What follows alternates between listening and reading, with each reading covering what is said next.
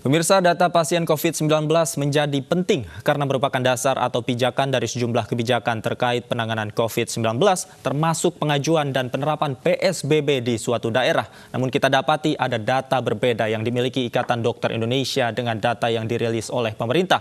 Dan untuk menggali lebih dalam, sekarang kita sudah terhubung dengan Ketua Ikatan Dokter Indonesia, Daeng Fakih, melalui sambungan telepon. Selamat sore, Dokter Daeng. Selamat sore, Mas David. Baik. Bagaimana IDI bisa memiliki data yang lebih besar dari data pemerintah? Jadi begini, IDI tidak memiliki data sendiri. Ya. IDI kami waktu itu koordinasi di BNPB hari Kamis minggu kemarin. Dari koordinasi itu kami disajikan data angka kematian yang pada saat itu ya, ini kan bergerak terus. Angka kematian yang masuk ke BNPB yang dihimpun dari seluruh rumah sakit itu di angka 1.300. Angka 1.300 itu memang perpaduan atau gabungan antara pasien meninggal yang sudah hasil PCR-nya keluar positif maupun pasien yang statusnya PDP yang menunggu pemeriksaan PCR belum keluar. Jadi kalau data kemarin diumumkan ya yang positif COVID itu meninggal 500 orang, maka dari pengurangan dari angka BNPB yang 1.300 itu ada angka kematian PDP lebih besar ya, sekitar 800 ya. Ini yang kami diskusikan adalah PDP ini masih nunggu hasilnya. Artinya ada keterlambatan pemeriksaan PCR di kita.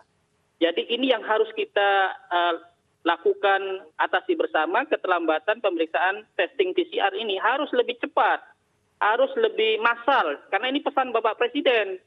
Harus segera dilakukan supaya tidak terjadi seperti ini. Kawan-kawan PDP ini, kalau terlambat dilakukan pemeriksaan, maka keputusan rumah sakit dan keputusan dokter dalam tata laksana klinis juga berpengaruh. Karena kita tidak punya dasar untuk melakukan tata laksana khusus COVID karena PCR positif belum didapatkan. Baik. Dan pemirsa, kita juga sudah terhubung dengan Agus Pambagio, pengamat kebijakan publik. Selamat sore, Pak Agus. Sore. Pak Agus, bagaimana Anda melihat ini, Pak? Bagaimana cara menyikapi ketika ada perbedaan data dari IDI dan juga pemerintah yang notabene setiap hari diumumkan oleh pemerintah ke masyarakat, Pak? Seperti apa, Pak?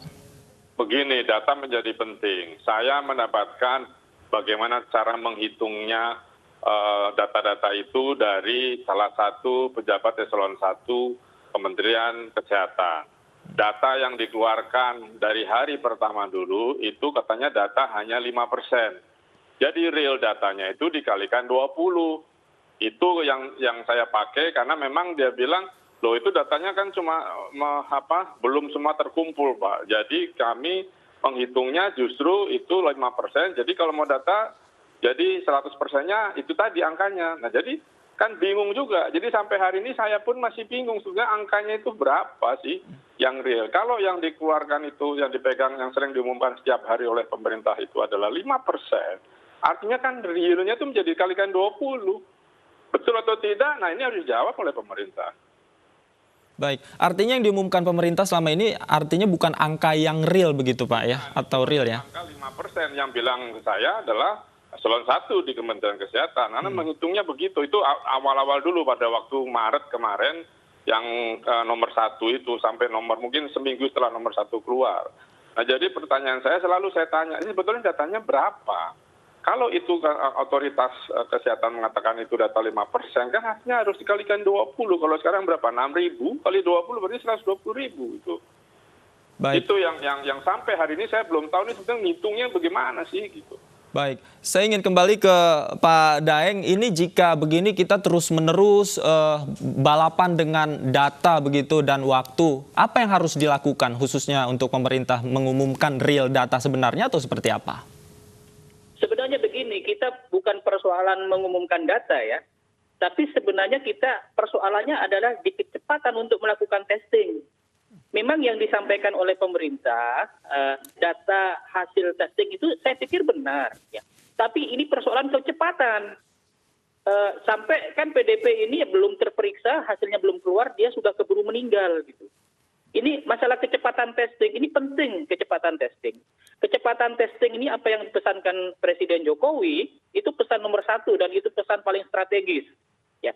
Ini membuat kalau testing dilakukan betul secara masif, kemudian secara luas, secara cepat, maka ini bermakna untuk pengambilan keputusan. Untuk siapa itu? Untuk seluruhnya. Semua stakeholder dengan data yang lengkap dari hasil testing yang cepat dan luas, pemerintah pun akan mengambil keputusan yang tepat juga. Rumah sakit dan dokter pun juga akan mengambil keputusan yang tepat juga. Bayangin ini kalau nunggu lama, PDP hasil pemeriksaannya lama keluar, kemudian yang dilakukan ke pasien PDP ini apa? Gitu. Karena tata laksana COVID secara khusus, itu kan berdasarkan hasil pemeriksaan PCR positif. Nah, dengan kondisi seperti ini, ya, kemudian Ikatan Dokter juga berpikir ini, apakah tata laksana COVID pada PDP ini perlu menunggu hasil PCR yang lama, ataukah hanya cukup dengan kriteria klinis? Nah, ini yang kemudian buntutnya harus ditetapkan.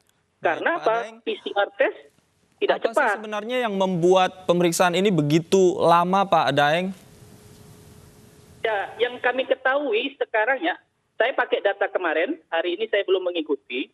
Dari pemeriksaan pertama sampai data kemarin itu hanya 42.000 sekian orang yang terperiksa, ya. Dan kalau dibagi dengan hari yang sampai sekarang itu kecepatan pemeriksaan kita itu tidak sampai 1.000 per hari. Padahal Presiden atau pemerintah sudah mencanangkan seharusnya sehari itu harus mencapai 10.000. Kenapa?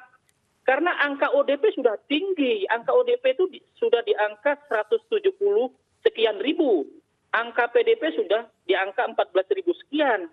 Kalau kecepatan pemeriksaan ini tidak didorong cepat, maka kita selamanya akan tertinggal oleh laju penularan COVID. Kalau kita tinggal di belakang laju penularan COVID, baik, akhirnya maka kita tidak akan tidak real begitu, Pak ya?